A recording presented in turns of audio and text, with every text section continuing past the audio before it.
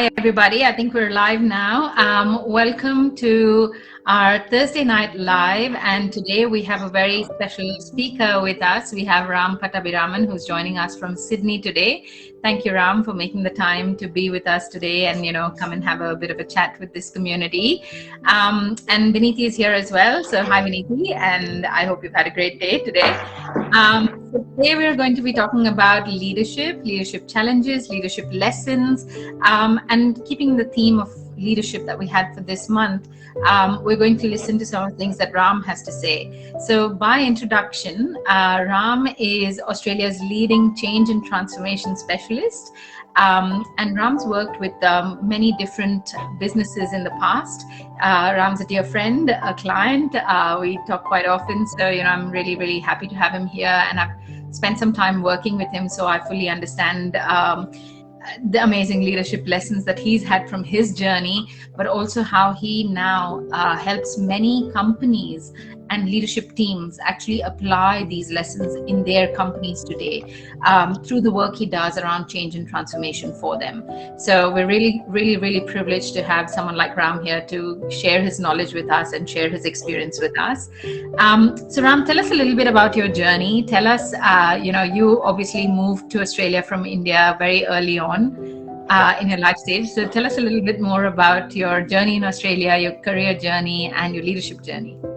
Yeah, sure. Thanks, Sangeeta, for that introduction. I really appreciate it. And I'm very happy to be here, and I hope I can be of value. So I'm just going to share my story, and hopefully there's a couple of things in there which you can take away.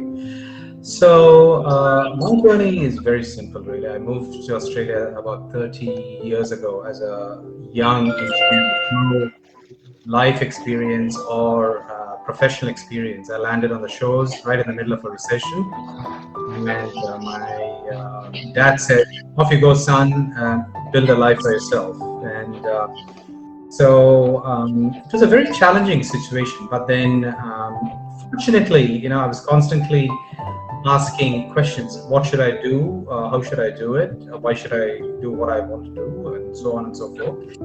And so I decided to take a very non-linear approach to my professional life, meaning my first job, for example, was delivering newspapers, really, and I don't mind sharing it, but that's how I started my working life, and what that taught me was discipline. I'm an early riser. And if you do your research, most successful and senior leaders of the world are very early risers, and that gives me a lot of time to think and do some of my best work. And then I worked for McDonald's. Someone said, "Hey, you should go and work for McDonald's." I said, "Okay, let me go and do that." And what that taught me was process, the discipline of process. And I was just really quite aimless, to be perfectly honest. If someone looks at it now, or at that time, that's what they'd have said. And then I got into a sales career because I somehow felt engineering was not my thing. So, I got into a sales job, and that's where my real professional life journey started. And that really taught me how to interact with people, how to develop courage and build relationships and overcome objections and deliver something of value to your customer. And as I did that, I worked for Dick Smith Electronics for close to 10 years. And the one thing that my manager at the time said, I constantly asked him, how can I get to my next promotion? How can I become a manager? How can I become an assistant manager? How can I become a store manager? That was the structure at the time. He said the first step to leadership is excelling in what you do. You have to be the master of your craft. Yeah, you should have the aspiration, you should have the ambition, but you must become a master at what you do. And enough, I excelled in sales, and then like any other young professional, I was impatient. I had a couple of good years, and then said, okay, where's my promotion? Where's my next big thing? And he said, your next big thing is this massive project. Go and do this. I had no skills of project management, but when someone gives you an opportunity, you take it and find out how to do it, how to make things happen. You learn continuously, you seek help, and be at it. And that was a key lesson. And time passed, and I had completed 10 years, and I came to a point where organizations like Telstra, who were in the midst of a major transformation, were seeking me out because I had established myself as a retail leader. I had become a retail transformation leader. So I exactly knew how to connect people with products and services and processes and systems in order to deliver performance. And these are the three key elements of any business if you look at it.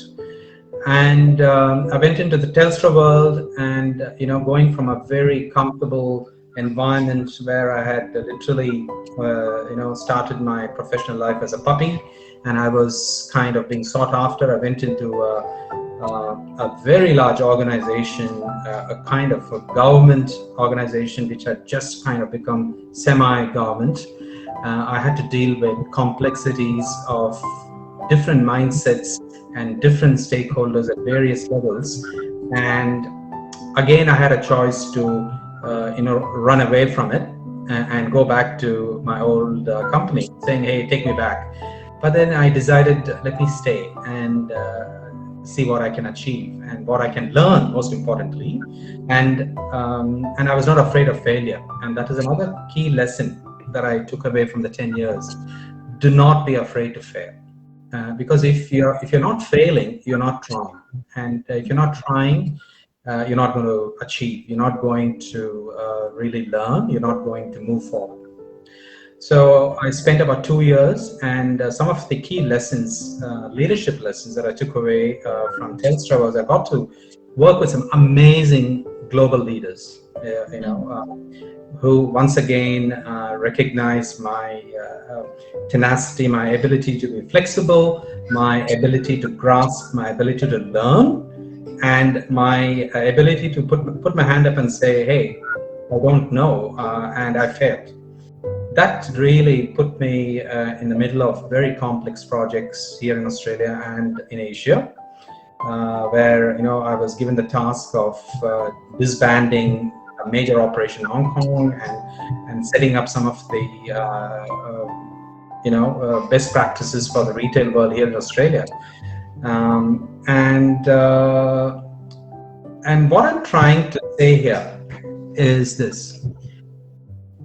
We come from a culture where we are taught to be very linear in our thinking, and I'm not sure if that has changed over the years, but I consistently mentor young professionals and young people who say, I did engineering, I want to be an engineer for 2 years, and then I want to be a manager, and then I want to head up a team of 10 people, and then I want to be a CEO in 10 years. I don't have good news, unfortunately. If you really want to make a name for yourself in the corporate world, you have to do your time, and learning is the key. I kind of keep going back to that because we need to very systematically capture the lessons learned every step of the way, seek help, and most importantly, invest in learning. So if something that you can't get with books, you need to perhaps seek out a course. You need to probably develop the courage of reaching out to leaders or people who excel in in the path that you want to go in, and have a chat with them.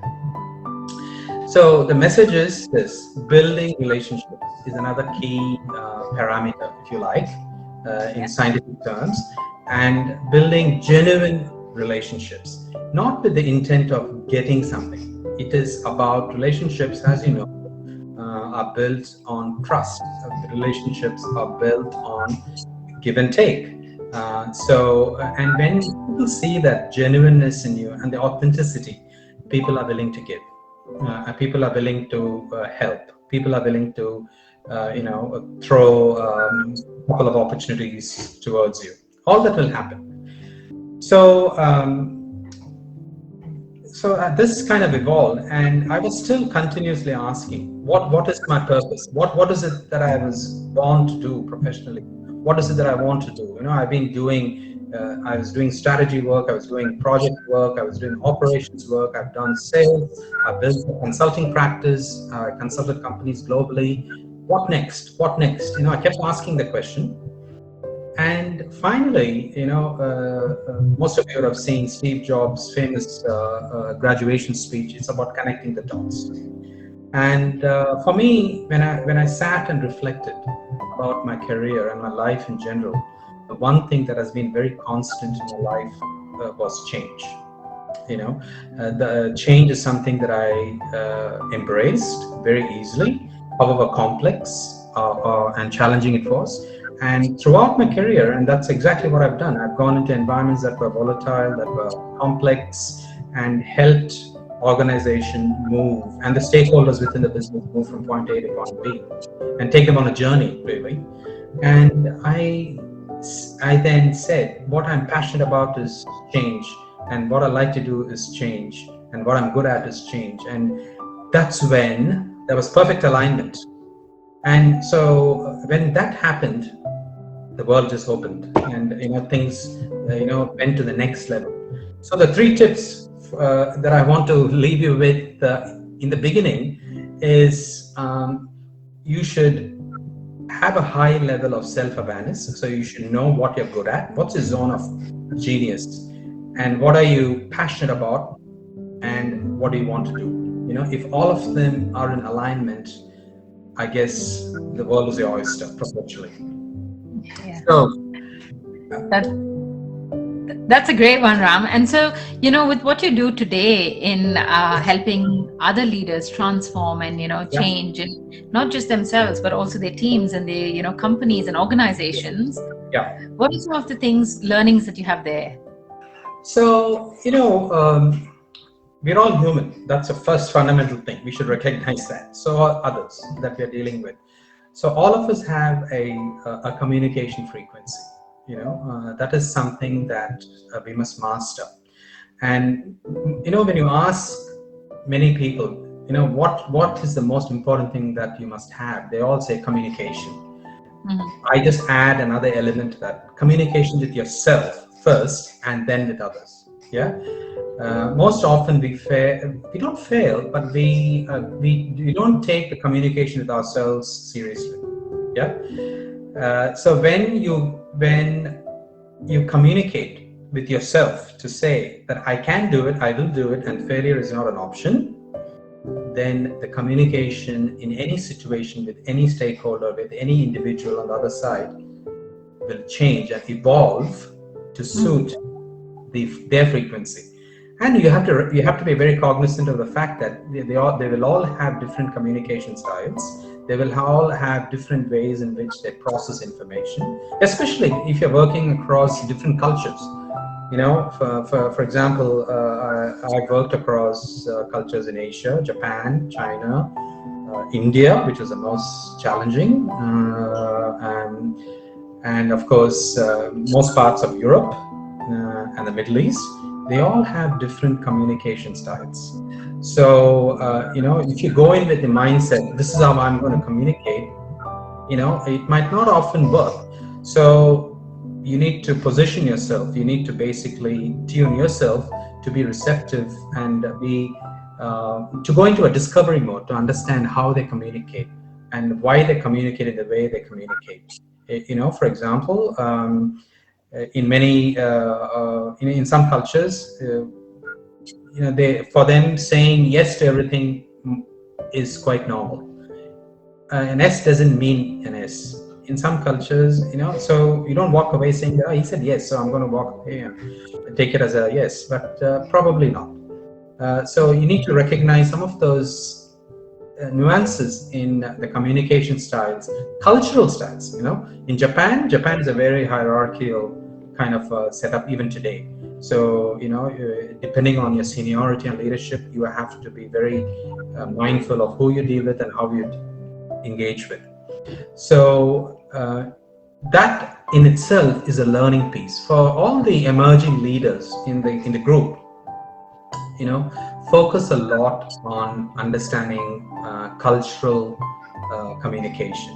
How people communicate, how people learn, how people process information, and so that you can match or you can tune into their frequency, and they will then tune into your frequency. Yeah. So, and I found it very challenging earlier on in my career, when especially. So, for example, most of you would be very aware of the Chroma group of in India. It was a joint venture between Dick Smith Electronics / Woolworths and the Tata Group, and that was my first kind of international exposure, and it was mind-boggling. We go from Australia and say this is the way it is, and in India I say yeah, no problem, but then they go behind you and do something totally different. I'm saying this is positive. So it took a while for us to kind of tune in. So how do we engage positively? How do we engage, and how do we understand? How do we view conflict? So if you have to be successful, if you want to work across a range of cultures, that's another thing that you have to be very mindful of. And so, which kind of brings me to the point that communication styles, communication frequency, and most importantly, communication with yourself is the key to becoming a successful leader. Yeah. That's really good. As you can see, a true change and transformation specialist here, talking about giving us I know different style and different elements of communication, and that's something really good to take away, because we talk about communication so often, but we don't understand, as you said, the nuances of the communication itself. And there's so much to discover in that sphere. It could be, as we were talking about, it could be a whole day discussion on different styles of communication, different frequencies of communication, how to even be aware of that, and then learn and be reflective of that communication style. So that's a really good takeaway. I'm just going to go into one of the questions that Naishad has asked. So he has said, and this is a very common I suppose question or a thought process that goes in especially in APOC community, around if are organizations changing their views and approaches regarding failing, because we spoke about failing fast. As organizations are rewarding success only, we do see that success is always rewarded, and failures are either covered up or hidden or not spoken about, or in corporate language written off very often. It becomes very difficult to experiment, and I agree with Naishad there. And we from APOC community have experienced that in very different forms, subtly or explicitly. What are your views on that in the current environment? What do you think is happening? Is it changing? Is it far from that?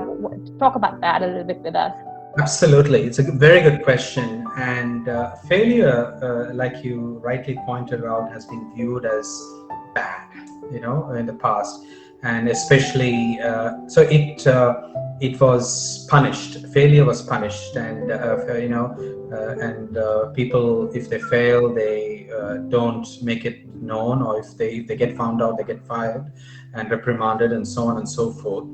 But what I must say, there's a lot of work that has happened and is happening around failure, because organizations are realizing, and especially in the last 2 years, that failure is the key to progress, actually, because out of failure comes learnings. And there are two elements here.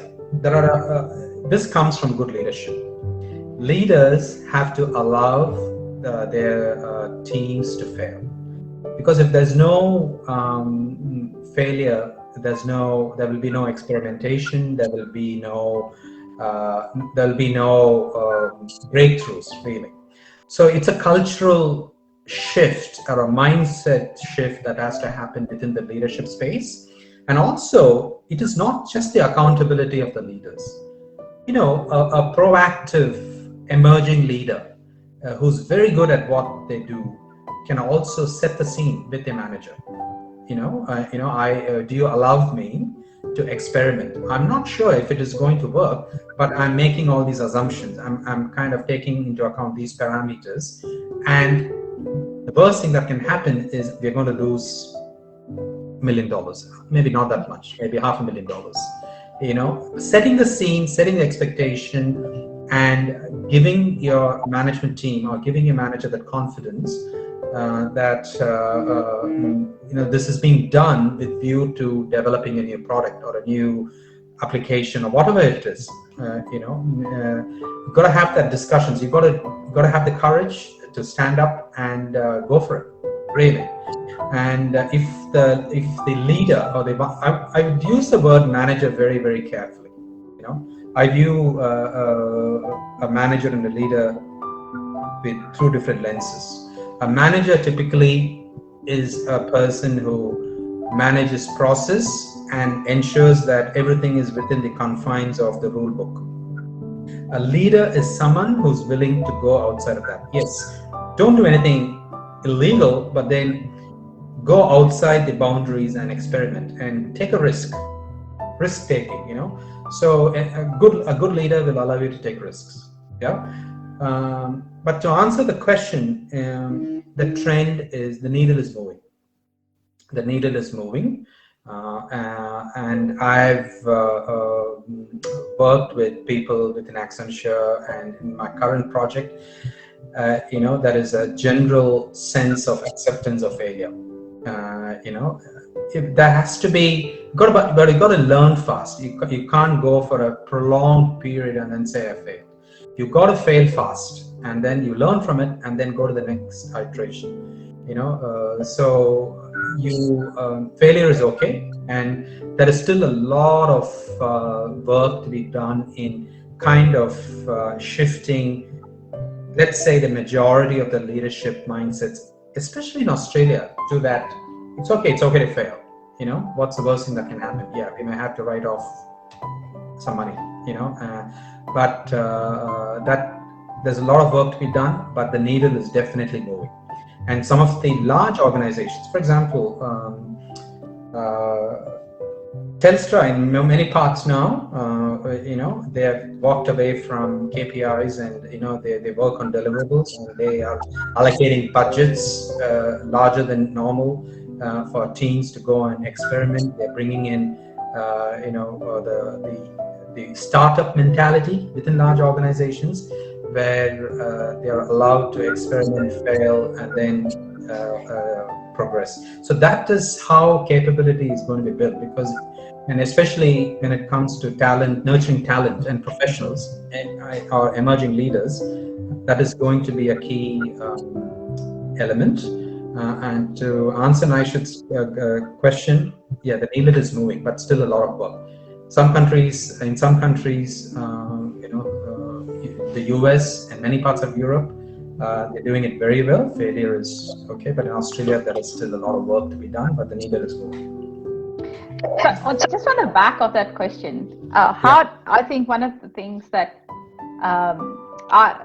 how do you find those leaders? Like everybody wants to fail fast. Everybody has this brilliant idea they want to implement, and as APOC community, we often see as you said, there's been a lot of bad repercussion of failing in the past. Yes, it is changing, but the fear of failing is going to take a while to go away from people who have got brilliance, and I think APOC is a community specifically. I've got so much brilliance, come from such varied experiences and background, but we are constantly fearful of putting our hands up, or a fear of that failure. And it has got to do with leadership a lot. How do you identify the qualities in your leader, or how do you identify how to make that communication, or how to have that conversation to talk about an idea and say, this is a brilliant idea. I have done my work. There's a homework. Yet there is chances of failing. Can you go ahead? So having that dialogue, how do you recommend to have that? A couple of elements here.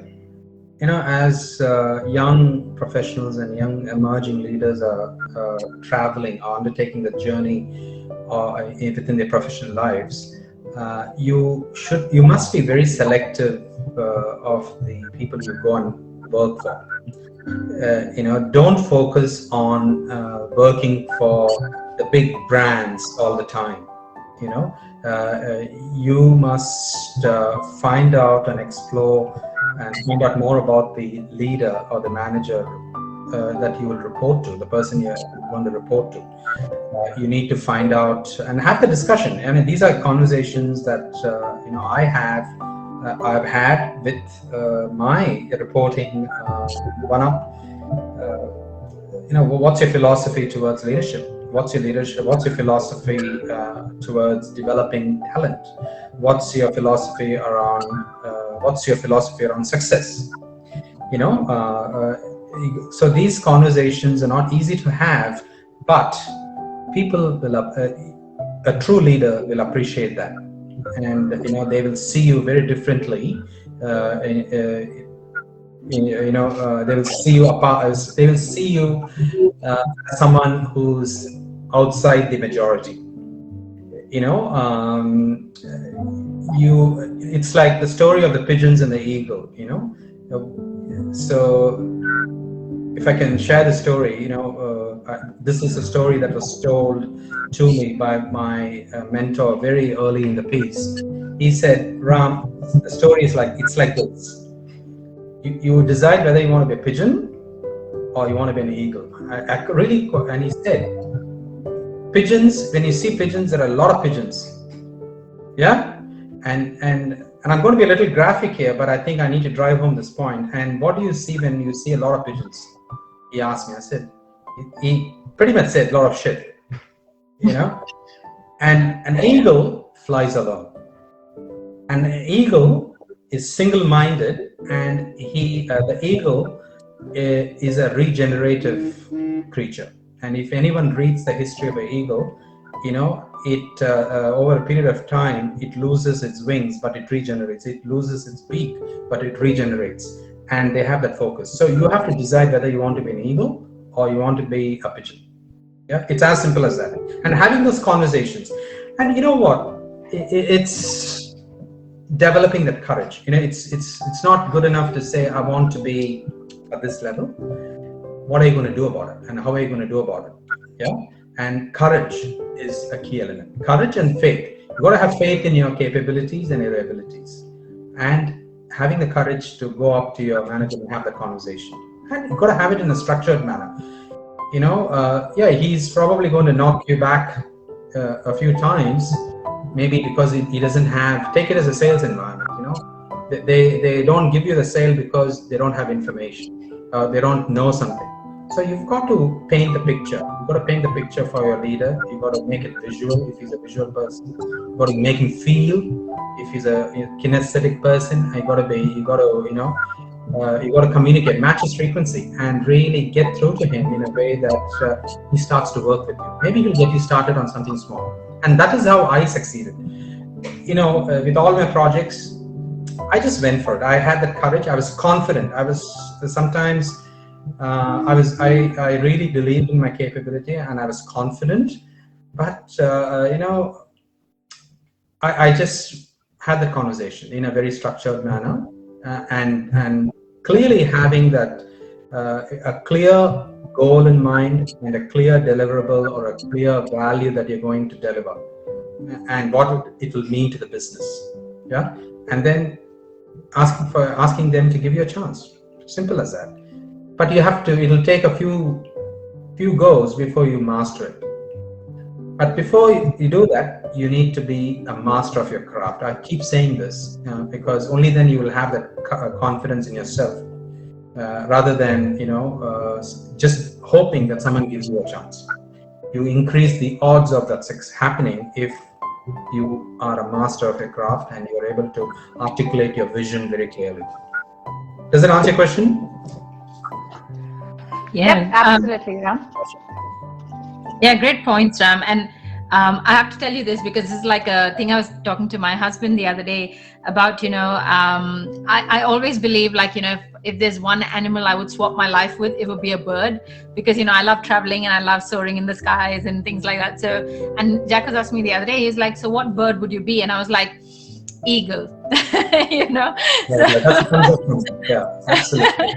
but like everyone who's listening, I think it'll be really interesting to hear from you, like, are you an eagle already in your career and doing things your own way, or do you think you have to make that transition still to become an eagle? So drop us some comments. I think it'll be great to hear. One of the questions I have for you, Ram, is you touched upon, a lot of companies now starting to have startup sort of practices coming into play. And you run your own business. You've run your business for the last 10 years, Azure Consulting. And, I know, last year we connected because you were looking at transforming that and sort of taking on some startup strategies and practices within your own business. Yeah. For somebody who is still employed in the corporate, and who's still sort of working and going up the career ladder in a corporate or in a company as such, how can they start embedding some of these, how important is it for them to start thinking from a startup lens, number one? And number two is, what is some of the things that they can do today? Maybe they're not in the startup cell of the big organization, but how can they sort of start applying those skill sets, or how is it that they can start gaining more of those skill sets? And do you think that is key in the way they progress into leadership roles and progress into leadership for the future? Very good question, and I think I'm a prime example of that. So 10 years ago, I left a very, very lucrative corporate job with Coca-Cola and went into consulting. I took a leap of faith. So the mistakes I made is, once again, I started the journey by taking on any project that I could initially, the first couple of years, because I was quite eager to get my hands dirty.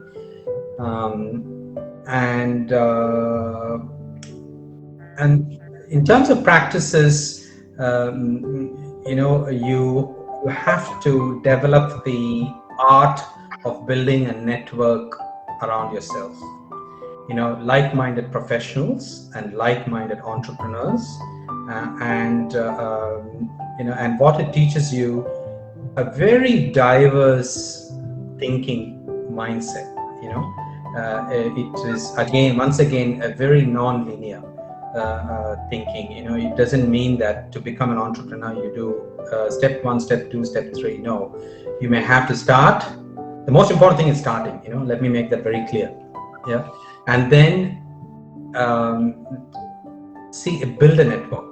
I think that is essential. So you need put a lot of effort into building positive relationships, positive networks, people who will support you, people who will guide you, and you will get the good, bad, and the ugly. Let me put it this way: you've got to. The one thing I learned is with that mindset is, 90 to 95% of your time is, you will feel it is unproductive, but the 5% of your time is what gives you the cream. So it will develop perseverance. It will help develop your staying power. And end of the day, the question you have to ask yourself: look, I'm going to leave my corporate world, and then I'm going to do something on my own for 2 years. Unfortunately, it doesn't work for many people. There's no such thing as an overnight success. So you have to ask yourself, how committed am I, and how long are you you want to stick it out? So I made that commitment. I said, look, I'm going to give myself 10 years to really learn how to build a business, how to stay the course, how to maintain focus, and successfully take my business from where I started from zero to a certain point. And Sakita, you know the journey, right? arriving at that point of convergence to say, look, I've done it. There should be a milestone that you'll have to work towards. So a lot of the leadership characteristics or leadership abilities that you'll develop along the way is staying power, perseverance, learning to deal with failure, learning to deal with letdowns, learning to deal with emotional ups and downs. Yeah. So this is where you develop emotional resilience. This is where you develop resilience. When something bad happens, don't stay down. Get up and fight again. And I tell you, I can give you numerous examples. I've been shown, the jackpot, and I've been on a plane for 24 hours, flying to London for 2 hours for a meeting, and then nothing came out of it. Doing and making mistakes, making mistakes, and that's another thing. And getting, and then becoming prudent, and towards, as you travel along that path, you will make less and less mistakes, and the leadership capability in you automatically comes up. You know when to say no, you know when to identify the opportunity and assess its value. You know when you know that you're going down the wrong path, and along with it, you develop all the other mindsets of being in a startup or being in a business environment. You learn to be frugal. Sometimes what do most people want to do the minute they make their first million? They want to buy a Ferrari. I say invest it. Okay, that's another topic. But by and large, for all the young emerging leaders, you develop a lot of capabilities in going down that path as well, which you can then take back to the corporate world, and which is what I've done as well. So currently in my role, I head up the Center of Excellence for Change and Transformation for a government organization in Victoria. And I'm taking all of those learnings and bringing the startup entrepreneurial mindset into a government organization. So you can imagine the uphill task, but I'm very comfortable now, to be able to do it. So now it's just a matter of shifting those mindsets and having those conversations, setting expectations with the leadership teams, and helping them go on the journey. Yes. So a lot of good lessons can come out of it, but you got to stay the course. That's the main thing. It's not that I'll try it for a day and then see what happens. Yeah, it takes at least 2 days to even 2 years to even get recognized in the market when you start doing the business. That's like the norm, but that's a lot of good. Yeah, and I think some of the things that you mentioned is I absolutely love is what you learn by this entrepreneur journey is ability to say no. I think that's a big problem in the corporate with APOC community, is that we just keep saying yes for everything, even if it sits in our skill sets, even though if it's not your core capability, and then you struggle to identify what your core capability is because you've said yes to everything that was not your core capability either. So I think that's a very good lesson to bring back from entrepreneur journey, that your boundaries, you start saying Absolutely. And you become so used to being rejected. I think that's another thing that I learned. It's like, no, we don't want you. Okay, that's fine. We stop taking personally the rejection, and that is another really great lesson, because in corporate world, if your idea is rejected, people tend to take that very personally. And I think when you do that, when you learn go into the business and you bring that back into the corporate world, you're not taking that personally, but you're thinking about the next big idea for yourself. So I think that's a really, really good, I suppose, entrepreneur mindset bringing back into the corporate world, and a great learning there. Absolutely. We've got another great question, and this one has come up quite a few times, Ram. So it would be good to get your view. Is striving for work-life balance the opposite of hard work? How can I master my art without giving up on the balance and comfort? By Malika Chaudhary. And Nashat's commented, we talk more about work-life blend rather than balance, and I think there's a lot of that work-life blur and stuff that we are talking about because people are working from home. What's your take around that, and how can we master that without losing our identity and our branding in corporate world and in personal life? Look, I think first of all, this mindset that I have to show everyone I'm working 15 hours, that is more or less gone, to me, when someone in my team comes and tells me, I was working till 11 o'clock, the first question, I had this conversation today, I said, something is not right. What's happening in your world, So focus more on what has to be delivered, and work intensely on it. And once again, expectation setting with your leaders. What am I? Be very clear on that. And you rightly pointed out that we say yes to everything, thinking that we're going to please everybody. Never happens. Everyone knows the story of the donkey and the washerman, right?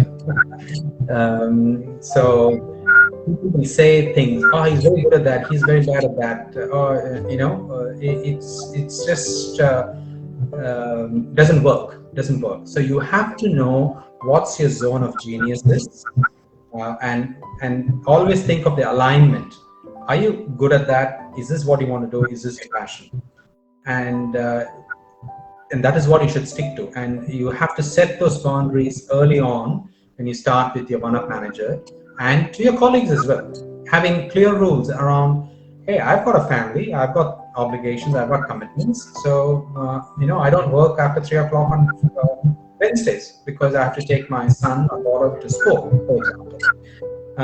At the same time, you make sure you're planning and working intensely to deliver what you're meant to deliver. So that rhythm you have to find. There's no rocket science. There's no formula for it.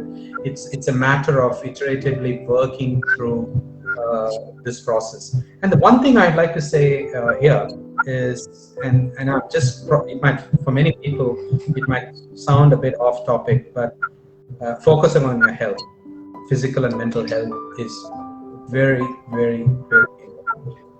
I start my day 4 o'clock in the morning for 2 reasons. One is it gives me time to focus. I focus on exercise. I focus, whatever it is you have, you must focus on your mental and physical well-being, because and with that comes proper diet and sleep. Most people compromise on sleep. And this might sound like an old guy giving advice, but I'm telling you, it makes a big difference. Very big difference, because if you haven't slept properly, your ability to focus, your ability to concentrate diminishes, which means a task that will normally take you 1 hour will take you 3 hours or 2 hours.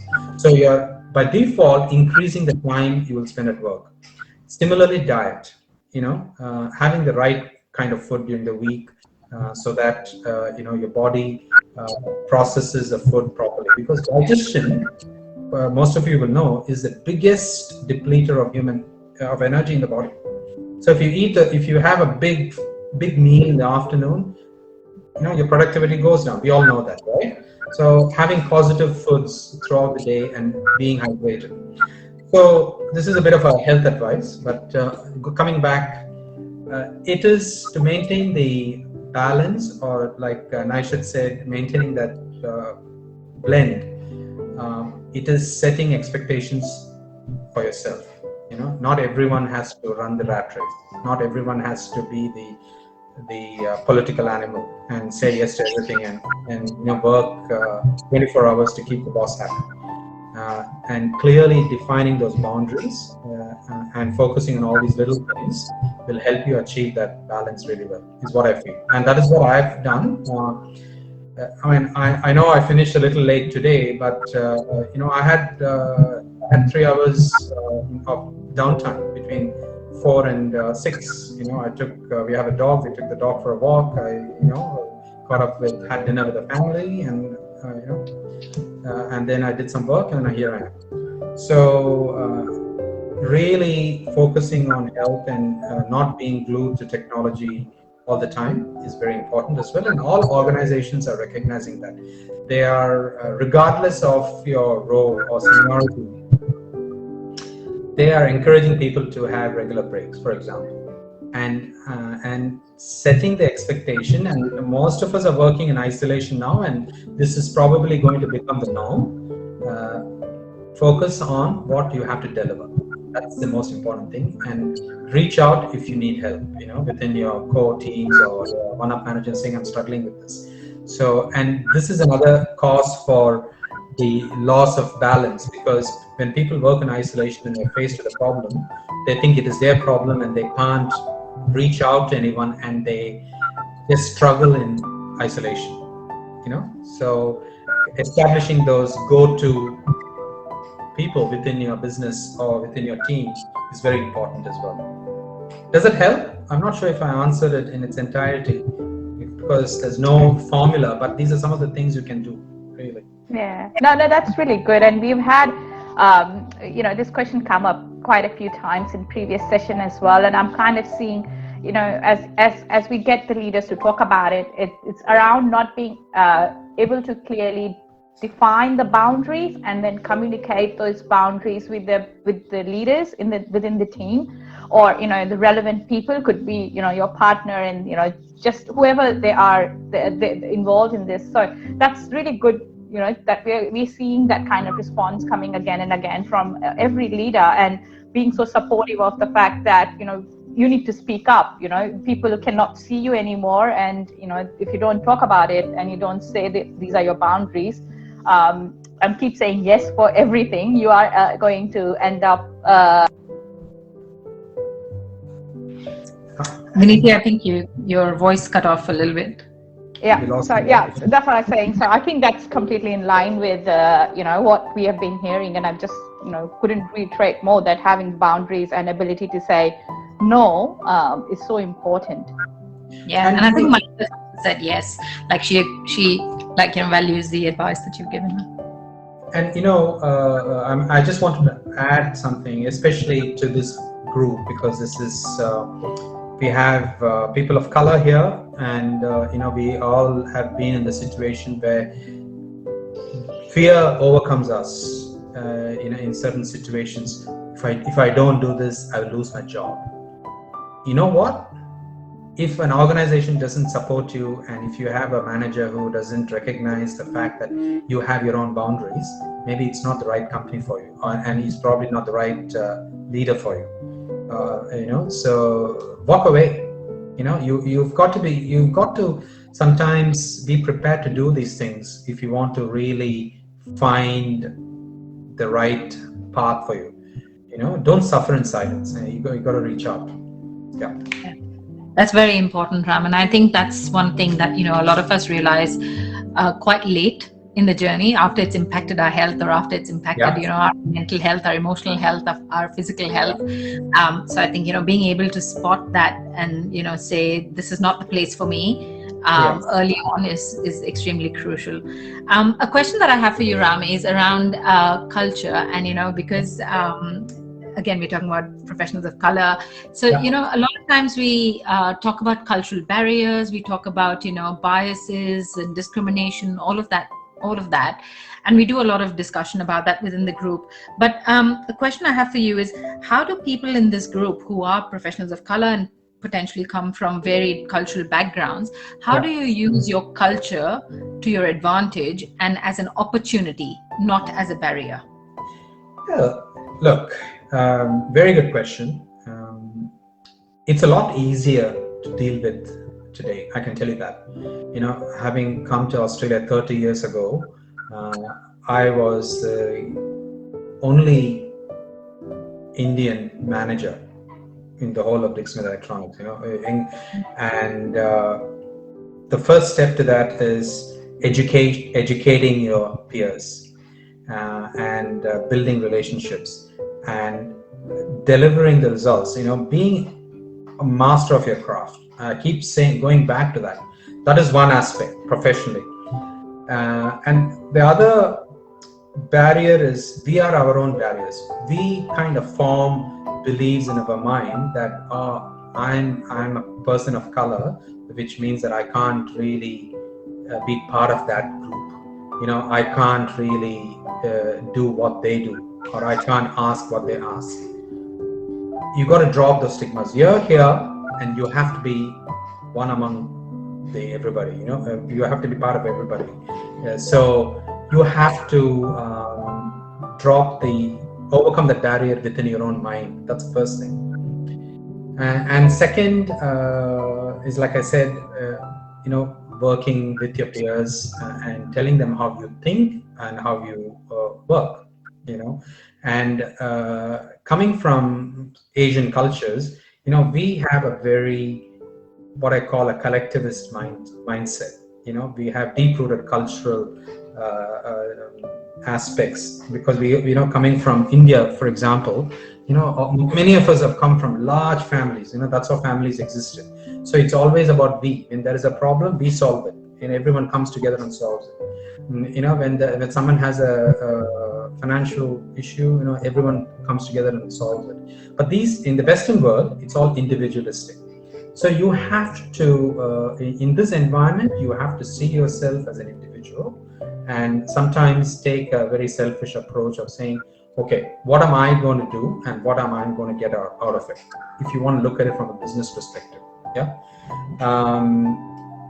But doing it in a positive manner, not in a arrogant or not in a negative manner. Going madly after something that, by putting other people down or whatever, but doing it positively. So that's another. Those are the three aspects: being very good at what you do, educating your peers and your leaders in terms of your thinking styles and what your journey has been, and seeing yourself as an individual. Very important. And most importantly, your own barriers. Don't assume that they will think that you're bad, or you cannot do it, or I cannot do it. So you got to overcome that. Yeah. Can you use your cultural heritage in leadership, like to attain leadership positions, or also in the way you lead a team, right? Obviously it influences you, your cultural heritage a lot. And so how do you use that to be a better leader? Well, I've always taken a very different approach to leadership. I've taken the approach of even right from my very young days when I had a team, and I used to take the approach of inclusiveness, dropping the levels. You work with the team, and also focus a lot on the other individuals within your team. Developing them, and knowing that you will also have inadequacies, but also recognizing the talent of the others who are around you. And that's what true leadership is, isn't it? So because a leader doesn't have to be good at everything. He needs to bring out the best in other people. That's a very important aspect. And the way I've used my cultural heritage is a lot of the lessons from texts, the Bhagavad Gita. You'll be surprised. I've used most people, use, if I'll try something, I fail, and it's the worst thing that could have happened to me. But I used to always take the approach: just focus on the what you have to do, and do what you have to do. The results will happen, and because most people get stuck with the results, without actually doing what they're meant to be doing. So I've taken many approaches, very spiritual aspects to leadership as well, and wearing different hats. Wearing a paternal hat, being a father, being a fatherly figure to somebody, and being a brother to somebody, and being a leader at the same time, and being a manager as well, so pulling them up when they do something wrong. And that doesn't happen very much in the Western way of management, right? I've worked with very good leaders, but they take a very different approach. So I've taken a very unique approach in many cases by taking using my cultural heritage to my advantage and showing that I can be all of that to you if you want, and bringing out the best in my team. Yeah, that's fascinating, because I think that's one thing that, a lot of us tend to want to fit in to the corporate environment in a sense, right? We want to adopt the different sort of strategies and, the mannerisms that people use, but there's also this innate thing that we bring with us that we need to add in to our advantage. Absolutely. And you know what? Don't be, everyone is unique. You are who you are.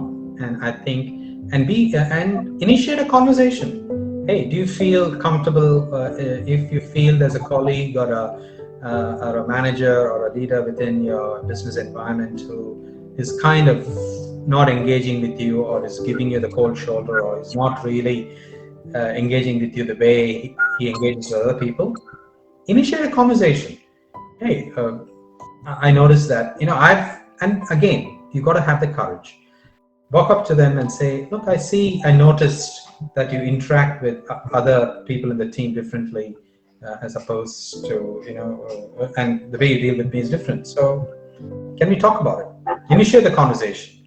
And if you do that, and I've had these conversations and they open up, because they have never ever managed someone from a different cultural background, and they would say, I don't know how to engage with you, apart from delegating tasks and ensuring it's done. So, and then have a conversation. Can we grab a coffee? And then, what do you want to know about what I do, or how I work, or how I think, and all of that. And once you establish that relationship, then it becomes easier. But you got to have that. You got to initiate those conversations, and you have to continuously assess your levels of courage and have that conversation. Yeah, great points. Thank you so much. I think it's been amazing to hear the wealth of knowledge that you bring around this, because I know we've had many offline conversations, Ram, but I think it's just so important for the community as such, that we are here and we're growing as more migrants come into the country. It's just going to be a growing community. So the best way for us to support each other is share these thoughts and hear from people like you who've been here. You must have seen the landscape change so much in the last 30 years. If you had to sort of give, and I know we're approaching the end of our time, so if there were 3 key things or 3 pieces of advice that you would like to give the Australian professionals of color as a community, what would those be? The first one is never stop learning.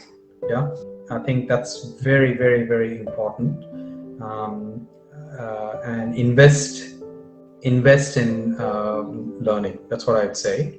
When I say invest in learning, if you feel there's a gap professionally, don't hesitate to invest and pick up a certification or a course or whatever.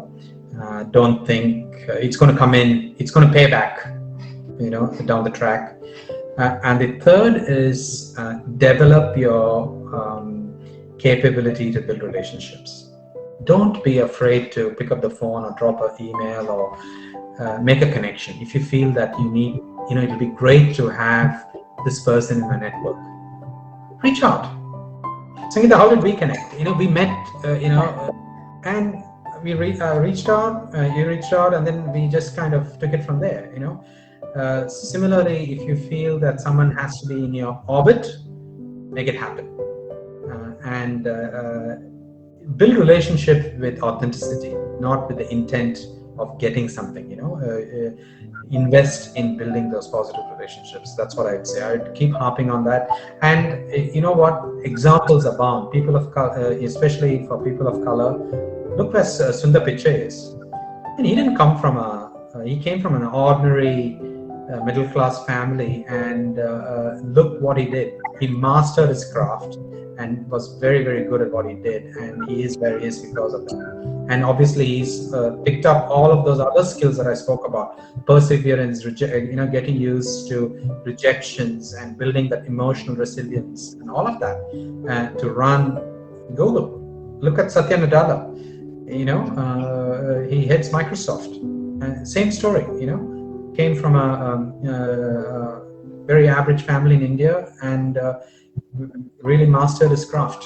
And you think he didn't go through any of this? When people see successful people and think, oh, he's so successful, but they never stop and think what they'd have gone through to get there. So if anyone out there in this group is experiencing a bit of frustration or a challenge, or feel that their career is not where it's good that you're feeling that, because you're asking yourself, what is my thing? Keep questioning that and be with that, and keep moving forward, is what I would say. Thank you, Ram. I think thank you so much. I think that was fantastic. And thanks everybody for listening in today. I hope you've got some really valuable gold nuggets out of this, because we certainly did. I know Viniti and I certainly did. So thank you so much, Ram. And I do want to also let the group know that Ram has very, very kindly volunteered to mentor anybody in the group that wants to learn more from him. So please do feel free to reach out to him. He's in the group with us on Facebook, but also he's on LinkedIn. He's very active on LinkedIn. So please feel free to reach out to Ram. And I can assure you personally, with my own personal experience, that Ram is fantastic to have in your orbit. So definitely one of those people that you must have in your orbit, and you can learn so much from him. So once again, thank you so much, Ram. Thanks for your time. I know it's really late for you in the day, but thank you so much for making time to be here. And Viniti, is there anything else that you want to say? Yeah, I think it's been a really wonderful, Ram. I've met you for the first time, but it doesn't feel like that at all. So it's thank you for spending this hour with us. I'm looking forward to be able to physically meet people. So it'll be amazing then when we plan for the event. But other than that, I think it was a wonderful session. I've got some really good points that I would be publishing after this. So thank you very much for coming. Thank you. Thanks for having me. I really enjoyed it. Thank you. Thank you, Ram. Thanks, everyone, and see you again at our next Thursday Night Live, which is happening on the 14th of October. The topic is self-promotion. This is something we don't do very often, and so I hope you're looking forward to it. We have a great speaker coming on board, and I will introduce him shortly to the group. So thank you, everybody, and have a great night. See you in a fortnight. Bye. Bye.